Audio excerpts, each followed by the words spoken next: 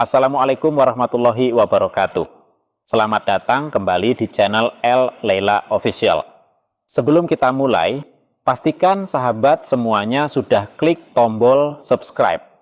Karena di channel ini, kita tidak hanya menyampaikan informasi, tapi juga membuka fakta yang seringkali tidak diungkap ke publik.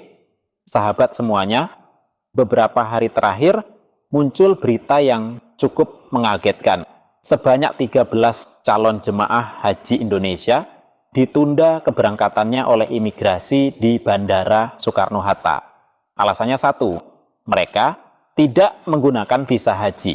Mereka mencoba berangkat menggunakan visa lain seperti visa kerja atau kunjungan, dengan harapan tetap bisa menunaikan ibadah haji di Tanah Suci. Pertanyaannya sekarang, kenapa di tengah sistem yang katanya semakin ketat, masih ada orang yang berani mengambil risiko sebesar itu? Apakah mereka tidak tahu aturannya? Atau justru mereka tahu, tapi tidak punya pilihan lain? Mari kita bedah. Sahabat semua, yang pertama, kita harus jujur melihat kenyataan. Antrian haji di Indonesia sudah sangat panjang, waktu tunggu mencapai puluhan tahun. Artinya, ada orang yang mendaftar hari ini tapi baru berangkat ketika usianya sudah lanjut, bahkan mungkin dalam kondisi kesehatan yang tidak lagi optimal. Di titik ini, haji bukan lagi sekadar ibadah, tapi menjadi pertaruhan waktu hidup. Dan disinilah muncul dilema. Ketika keinginan berhaji begitu kuat, tapi sistem tidak mampu mengakomodasi dalam waktu yang wajar, sebagian orang mulai mencari jalan lain.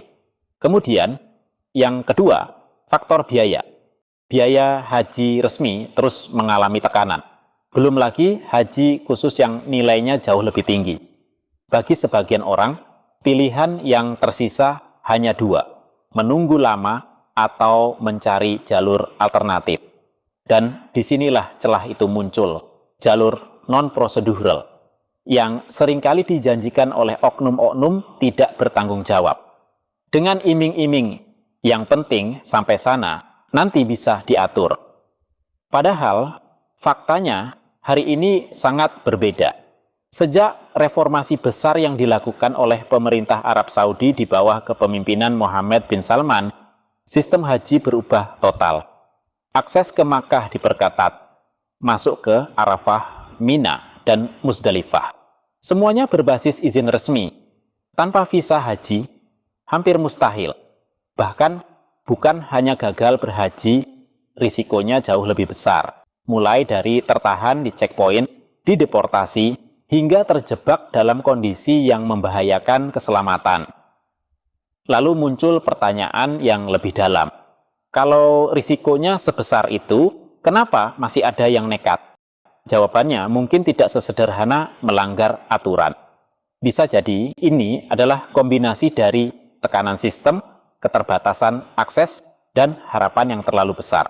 Di sisi lain, langkah imigrasi menahan keberangkatan ini memang bisa dipahami. Secara aturan itu benar. Secara perlindungan itu juga masuk akal. Karena kalau dibiarkan, yang terjadi bukan ibadah haji, tapi justru potensi masalah yang lebih besar di Tanah Suci. Namun sahabat semua, kita juga tidak boleh berhenti di situ. Karena selama akar masalahnya belum diselesaikan, antrean masih panjang, biaya masih berat, dan transparansi masih dipertanyakan, maka fenomena jalur nekat ini tidak akan benar-benar hilang. Ya hanya akan berubah bentuk. Sahabat semua, haji adalah ibadah. Tapi di balik itu ada sistem besar yang mengelolanya. Dan ketika sistem itu tidak berjalan optimal, yang muncul bukan hanya ketidaknyamanan, tapi juga keputusan-keputusan ekstrim dari masyarakat. Jadi, ketika kita melihat ada orang yang nekat berangkat tanpa visa haji, mungkin kita tidak cukup hanya bertanya, kenapa mereka melanggar? Tapi juga perlu bertanya, apa yang membuat mereka sampai pada titik itu? Semoga ke depan ibadah haji tidak lagi menjadi sesuatu yang terasa jauh dan sulit dijangkau, tapi kembali menjadi panggilan yang bisa diakses dengan lebih adil, lebih transparan, dan lebih manusiawi.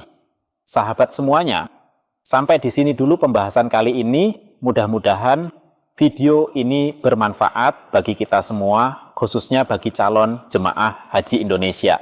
Jangan lupa like dan share video ini, agar banyak yang sadar bahwa haji bukan hanya soal kemampuan, tapi haji adalah panggilan Allah Subhanahu wa Ta'ala.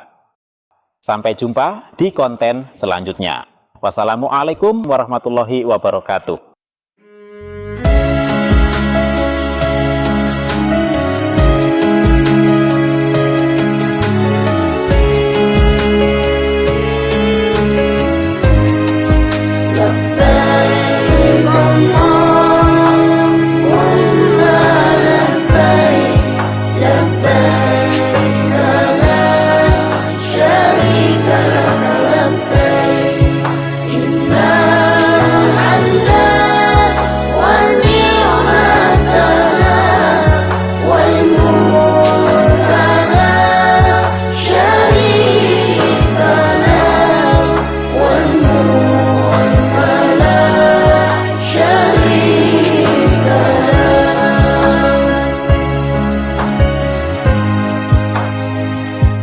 Ya Allah yang Maha Pemurah, beri kami sehat walafiat,